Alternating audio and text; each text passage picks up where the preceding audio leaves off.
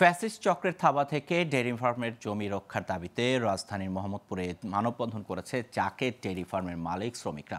সোমবার সকালে মোহাম্মদপুরের বেরিবাঁধ এলাকায় মানববন্ধনে বক্তারা বলেন, 1994 সাল থেকে প্রাকৃতিক দুধ, মিষ্টি, দই, ঘি এবং অন্য দুগ্ধজাত মানসম্মত খাদ্য উৎপাদন করে আসছে জাকের ডেয়ারি ফার্ম।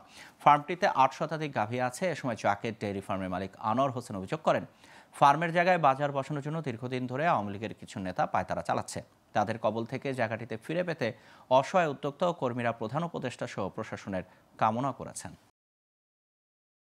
স্বৈরাচার সরকার আমার এই সম্পদটাকে লুট করে নেয়, কেন আমার এই জায়গাটা আজকে এইভাবে লুটন করিয়া আবার মনে করে ডাইনে পায় দুনিয়ার জায়গা থুইয়া আমার জায়গার উপরে অস্থায়ী কাঁচা বাজার হয়।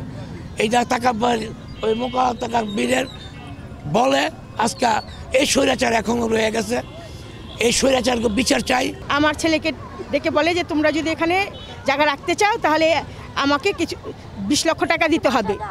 তখন আমার ছেলে বললো যে আমাদের কাছে এখন কোনো টাকা নেই, শুধু আমাদের গুরু আছে, আমরা তো এখন এইভাবে আমরা আপনাকে টাকা দিতে পারবো না। হ্যাঁ, আমরা তো অবৈধ জায়গাভাবে থাকতেছি না। এটার জন্য ওনারা চক্রান্ত করে, বন্যা চৌধুরীর সাথে চক্রান্ত করে আমার এই জায়গাটা ভেঙে ফেলে।